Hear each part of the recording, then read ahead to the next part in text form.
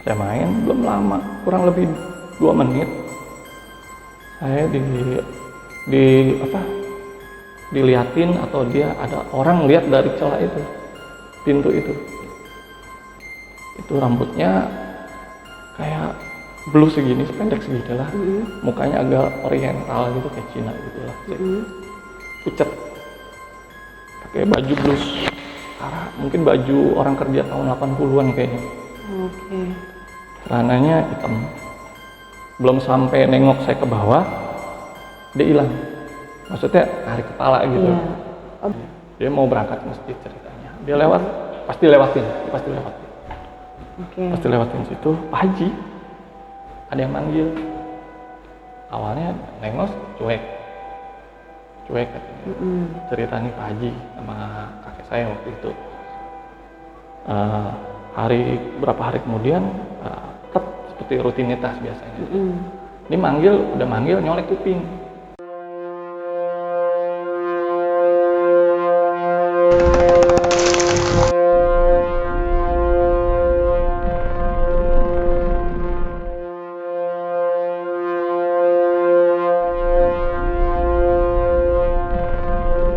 Assalamualaikum warahmatullahi wabarakatuh. Waalaikumsalam. Jumpa lagi di channel Cerita Misterius.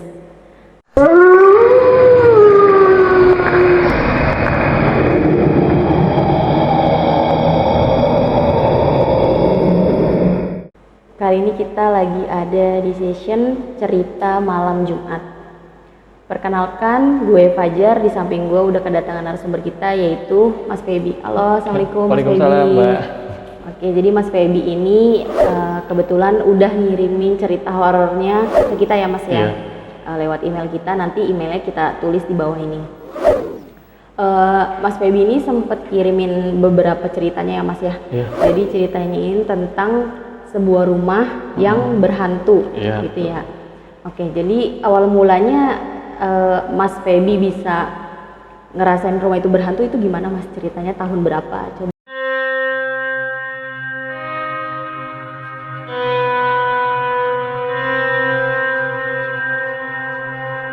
ntar dijelasin. Saya merasakan rumah itu di tahun 90-an kalau nggak salah, itu 96 atau 97. Waktu itu kebetulan rumah itu dulunya rumah tetangga yang sudah lama tidak terpakai, lalu dialokasikan menjadi sebuah sekolah musik. Waktu itu dijadikan tempat usaha untuk bimbel, ceritanya itu Mbak ya. Karena saya bertetangga dengan yang punya rumah waktu itu, saya mencoba mendekati sama ibu saya waktu itu. Ini apa? Ternyata bimbel. Kita datang ke rumah itu silaturahmi lah. Kebetulan di situ ada yang menjaga, resepsionis namanya waktu itu Mbak Fani apa Mbak Wafani namanya. Itu jadi resepsionisnya namanya Mbak Fani. Iya, buat ya. menjaga sekolah musik itu kebetulan. Oke. Tapi kalau yang punya usahanya itu tinggalnya di situ juga atau gimana? Enggak, jangan. Oke. Jadi yang emang yang ngelola cuma yang Mbak Fani itu ya, Iya. pengelola sekaligus sebagai penunggu rumah itu. Oke. Lalu saya datang ke rumah situ untuk silaturahmi, suruh apa ini? Karena memang di situ satu-satunya sekolah musik yang ada waktu itu di situ. Kebetulan itu dipakai rumah lama. Itu mungkin rumah itu genrenya mungkin rumah tahun 70 atau 80. Ya. Kesan pertama saya datang ke rumah situ nih apa ya Mbak ya? Itu yang saya rasain itu dingin, lembab, ngap. Mungkin pengaruh dari rumah itu lama kosong kali ya. Gitu. Ya. Tapi maaf Mas, tapi itu kira-kira berapa tahun sih kosongnya? Aduh, kurang lebih hampir 10 tahun. Hampir 10 tahun kosong, 10 terus tahun. diaktifin lagi? Diaktifin lagi. Memang ada sering ada yang bersihin, cuman hanya sekedar bersihin, tapi ditinggalin enggak. Oke. Gitu. Ya, lanjut Mas. Nah, saya pertama datang ke situ, saya ngerasain sesuatu yang apa ya? Begini, jadi kayak bukan rumah nggak semestinya gitu. Aneh saya. Oke, saya ikutin aja, saya main di situ. Nggak lama kurang dari seminggu saya balik lagi ke situ sama ibu. Ibu saya itu saya ngerasa di dalam musik itu ada yang main drum di set musik band. Kayak studionya. Studionya. Pukulnya nggak beraturan.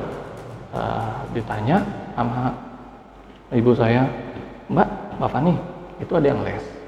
Gitu. Enggak. Itu siapa yang main? Karena dia sudah tahu, paham ya. Seminggu itu dia belum cerita kalau dia pernah digangguin di situ.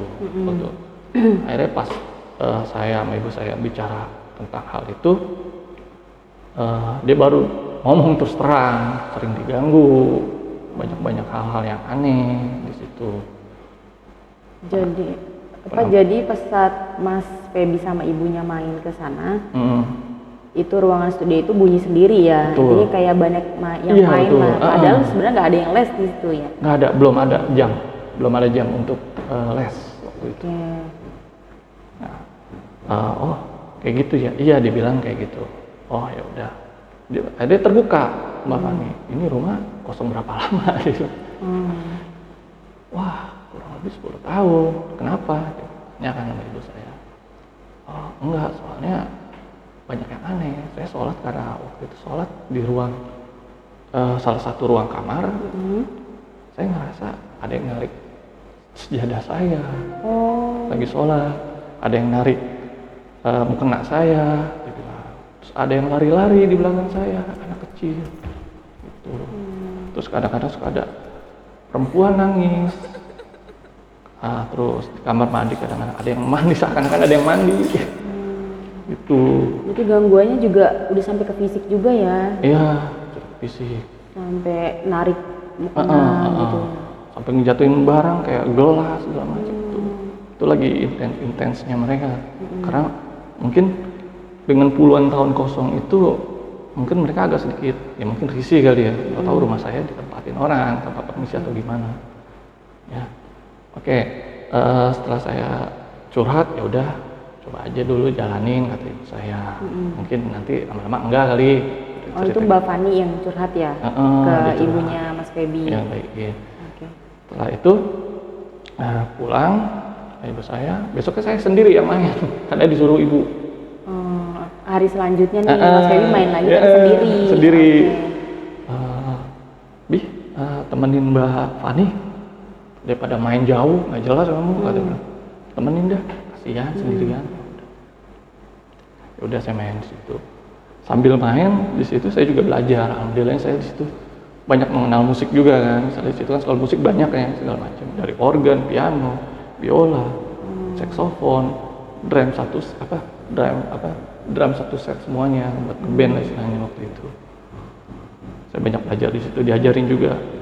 Nah, Mbak Fani ini bilang, udah di sini aja temenin Mbak kalau siang. Mbak juga nggak ada siapa-siapa.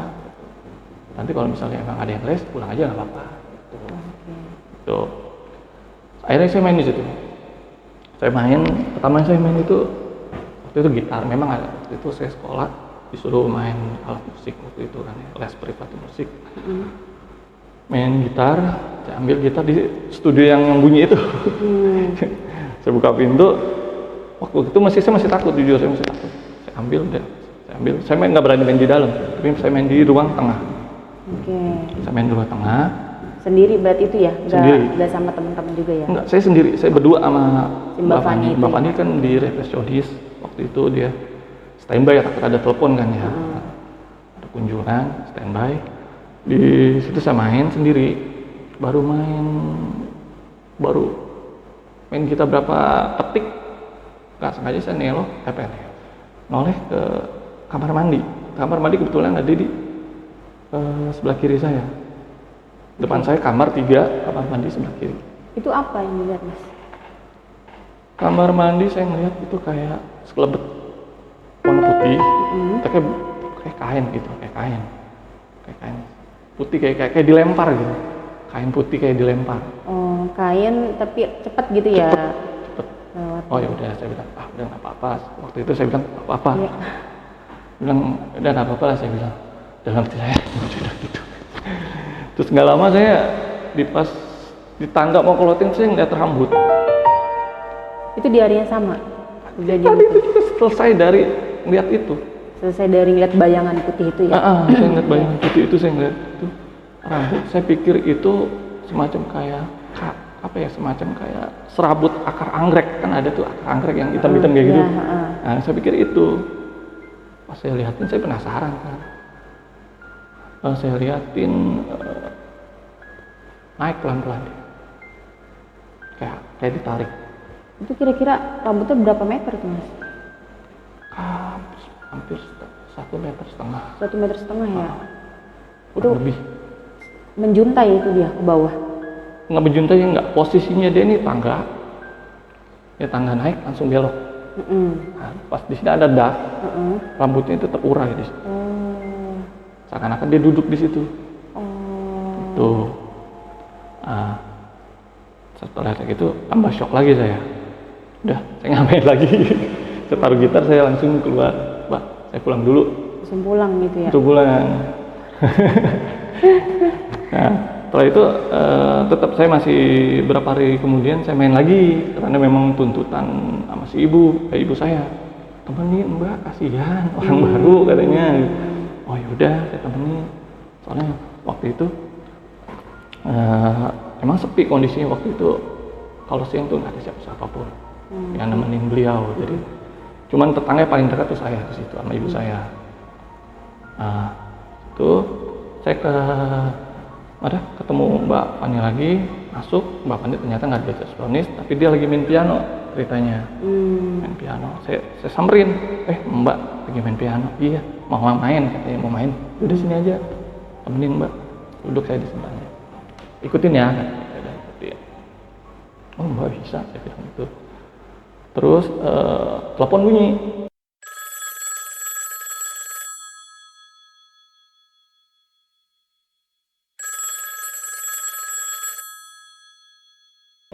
Telepon bunyi, si Mbak ini keluar, ada telepon, saya keluar dulu ya, tinggal sini.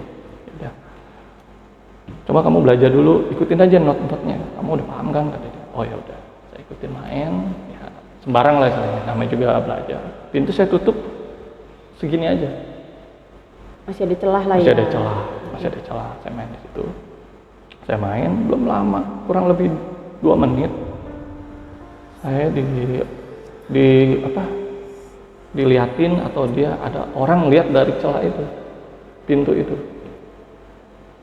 rambutnya kayak blue segini, pendek segini lah, mukanya agak oriental gitu, kayak Cina gitu lah, pucat, pakai baju blus, mungkin baju orang kerja tahun 80-an kayaknya. Celananya hitam, belum sampai nengok saya ke bawah dia hilang. Maksudnya tarik kepala gitu. Iya. Oh berarti dia kayak cuma setengah badan doang ya? Setengah badan aja, pokoknya satu mata aja. Nengok setengah badan. Nengok setengah badan. Saya keluar. Tapi sampai tatap-tatapan nggak? Saya natap. Saya negor malah. Oh. Jadi nggak cuma ngelihat ya? Dia, Miss, maaf ya, kan gitu. Tapi dia nyaut juga? Enggak, dia diam. Dia langsung buang muka, langsung geser, hilang. Terus yang dilakuin Mas Feby apa tuh? Saya keluar, takutnya waktu itu memang ada guru les datang. Saya yang takut itu kan nggak enak saya kan, karena minjem studionya. Saya tanya, Mbak, ada jadwal ngeles hari ini? Saya bilang, enggak Bi. Mbak tadi yang ngintip saya? Oh, enggak. Dia bilang, emang potongannya sama, bodoh juga. Saya nggak merhatiin sini. Terus saya ngobrol lagi sama beliau. Pak, itu siapa? Dia bilang. Maksud kamu, Bi? Enggak, maksud ini emang benar serius. Nggak ada les hari ini, enggak. Itu siapa yang saya liatin? Mukanya Cina-Cina gitu. Siapa tuh yang lihat? Tapi itu berdasarkan keterangan dari Mbak Fani sendiri itu ya nggak ada orang lain selain Mas Feby ya? Cuma berdua aja. Saya ngecek juga pintu kan ketutup. Biasa kalau ada orang les itu prepare, biasanya guru les itu buka pintu buat ngebuang hawa, biasanya kan rumah tua kan, hawanya beda kan. Biasanya gitu. Kalau kecuali udah mulai dia ngajarin les baru ditutup pintunya. Ternyata ini tutup semua. Tuh. Tuh. Terus habis kejadian itu apa setelah keluar nanya Mas Feby lanjut ngapain tuh? Keluar itu tetap saya masih lanjut lagi main biasa. Main biasa. Tapi ya, setelah itu nggak ada lagi, udah Hari itu udah nggak ada lagi ya. Oke.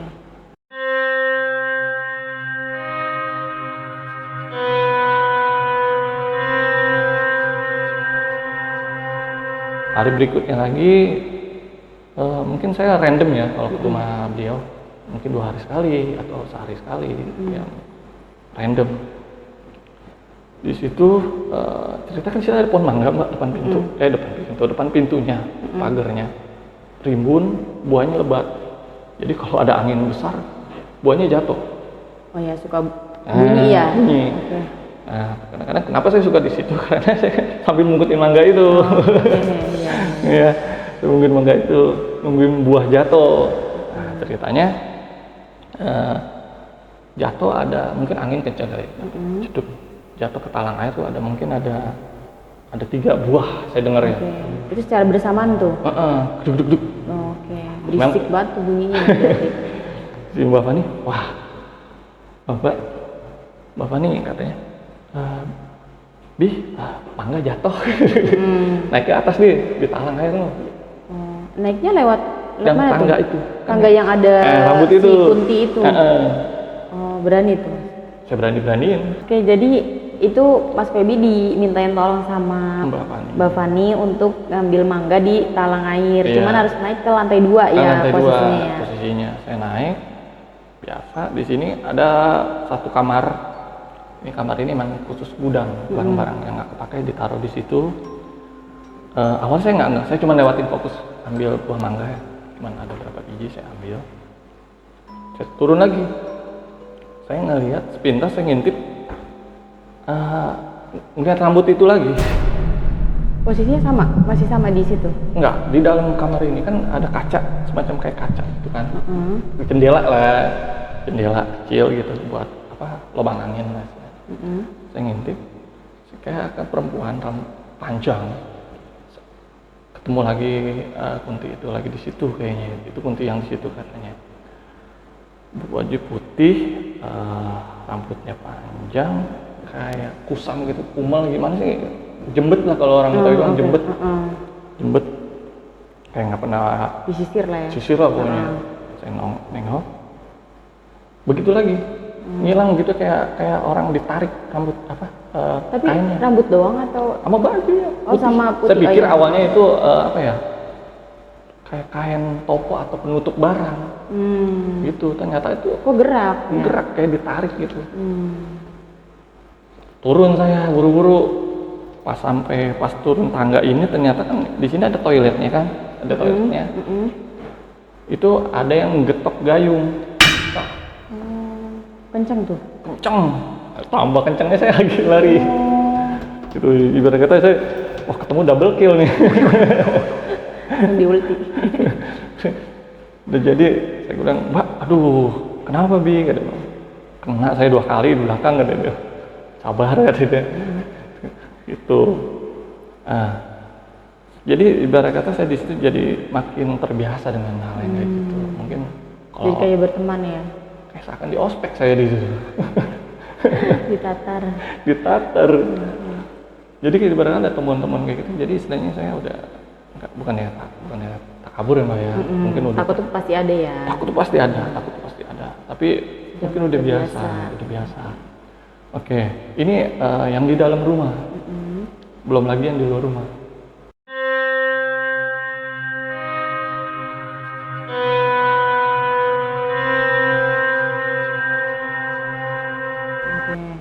Apa itu kalau di luar rumah?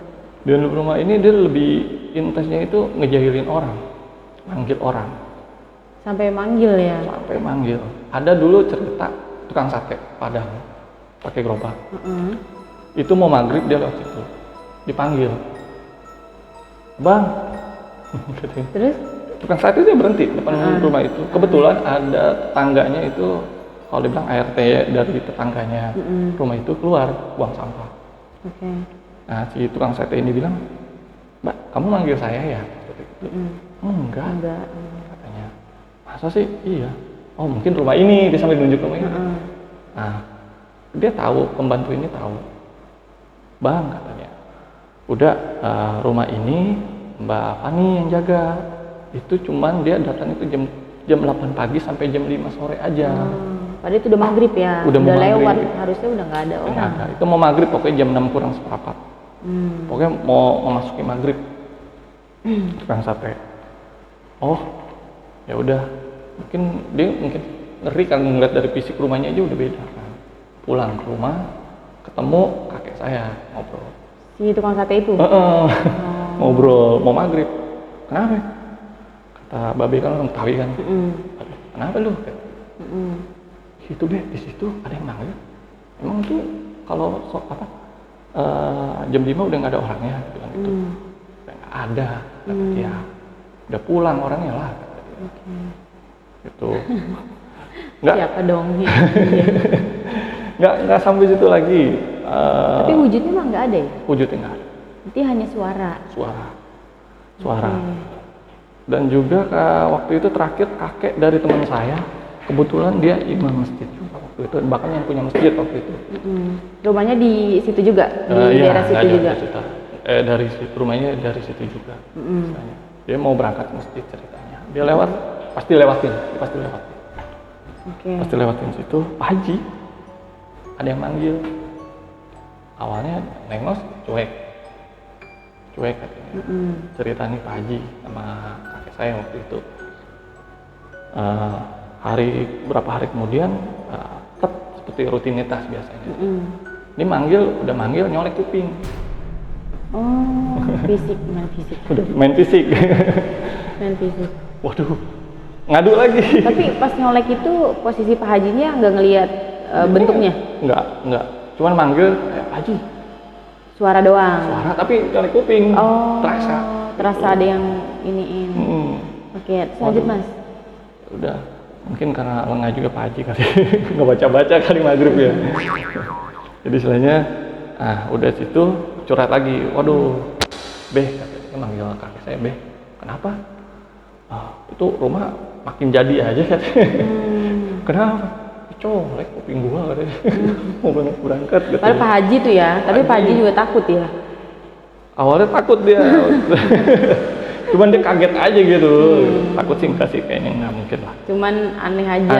Gitu ya. Okay. Terus habis itu tukang orang di sekitar tuh sering diganggu juga ya? Ganggu. Itu intensnya dia tuh selepas maghrib sampai maghrib. Sampai malam. Sampai malam. Tukang midok-dok, tukang sekuteng. Kan emang malam kan kalau midok-dok ya.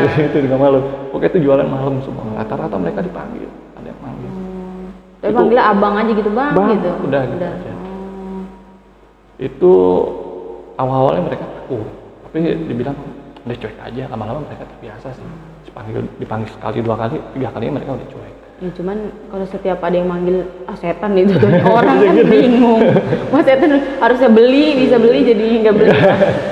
Yang lebih aneh lagi dulu, yang benar-benar ini yang paling wah waktu itu, ini setan manggil apa ya?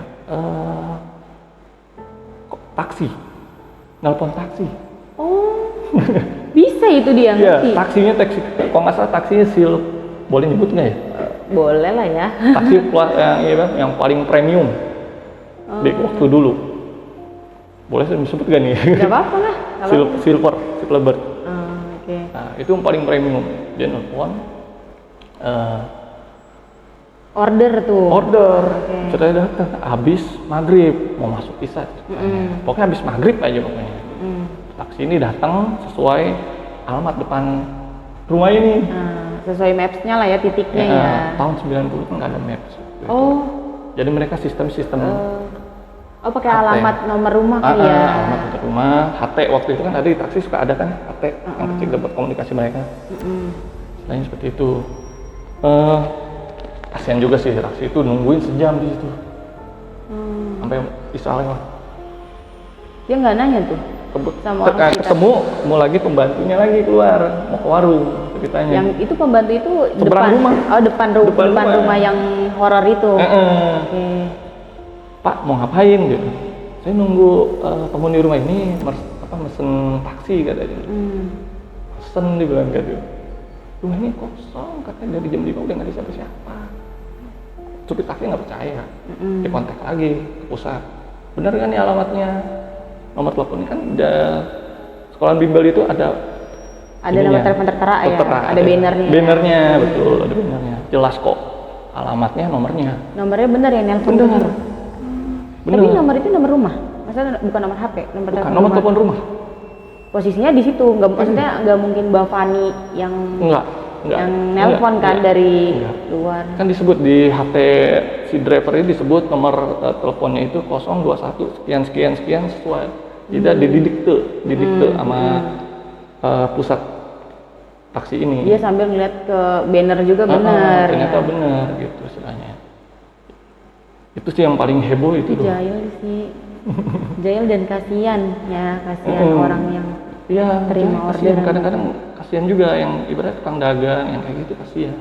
Tapi emang bener ada ya, misalnya setan tuh bisa melek teknologi juga gitu ya. Ibarat kata kalau jin itu memang sebenarnya lebih canggih dari kita sih sebenarnya. Jadi di dunia dia juga ada telepon juga selangkah ya? lebih maju dari kita. Kan juga aja bisa terbang kan, bisa ngilang, bisa teleport, berarti kan canggih kan gitu. Gitu, istilahnya nggak ada yang nggak mungkin kan. Gitu ya. Dari taksi masih ada lagi. Ada kejadian lagi ada tuh. kejadian lagi. Oke, boleh kita pelan-pelan aja nih Mas. Oh ya, ini sebelum balik ke ceritanya lagi ya. Ini emang background dari si rumahnya ini tuh apa sih? Bisa tahu nggak Mas? Dulunya ceritanya? Ini kalau nggak salah dari teman kakek sebelum kakek beli di situ, rumah di situ katanya infonya itu berupa kuburan wakaf. Jadi kuburan keluarga tapi diwakafin untuk orang-orang juga gitu. Ya. Jadi kan dulu rumah di sini kan namanya Tomang ya kan, Tomang. Ini daerah Tomang. Tomang ya, selain Tomang. Dulu kan dari zamannya Belanda, Tomang ini dipakai sebagai gudang logistiknya mereka. Jadi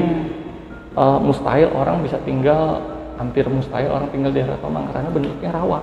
Dulunya rawa. Jadi nggak ada yang mungkin tinggal tahan lama di situ. Di tempat saya waktu itu, dulunya itu udah lama lah ya dulu. Karena rawa. Jadi orang Belanda juga nggak mau nempatin karena rawa. Takutnya banyak penyakit lah istilah seperti itu. Kayak balik lagi, nah di situ ternyata kena wakaf. Kuburan intinya. Bisa jadi ya emang kenapa rame banget tuh sampai studio juga rame. Itu mungkin emang dari maksudnya ya ada jasad-jasad itu yang terkubur di situ juga. Mungkin juga memang ada mungkin sebagian kuburan Jepang atau Belanda mungkin ada di situ, mungkin perempuan juga nggak tahu juga ya. Itu sih orang-orang dulu yang ceritain dari kakek saya. Nah dari situ itu rumah mungkin saya bilang tahun 80-an ya. Saya bilang makanya rumah itu sangat aneh, makanya saya bilang aneh. Masuk adem. Mau panas di luar kayak apapun dalam adem. Ya mungkin karena pohon ya. Tadi kan di kan ada pohon mangga. Emang jadinya matahari juga sinar nggak masuk. Nggak masuk sama sekali. Dan sedangkan yang kita tahu sendiri bahwa makhluk astral ya itu juga kan suka sama tempat yang nggak kena matahari. Jadinya dia lembab ya kan, apalagi itu udah puluhan tahun nggak ditempatin. Wajar sih sebenarnya. Ya pokoknya rumah itu sama saya masuk tuh pengap, lembab, dingin atau ya beda dari yang lain. Hawanya beda. Oke, lanjut lagi Mas, ada cerita apa lagi nih setelah supir taksi? Selang 2 hari 3 hari ceritanya bukan anak ya, maksudnya anak pembantu. Bukan anak pembantu ya, kedatangan anak pembantu ceritanya. Tetangga saya punya pembantu anaknya.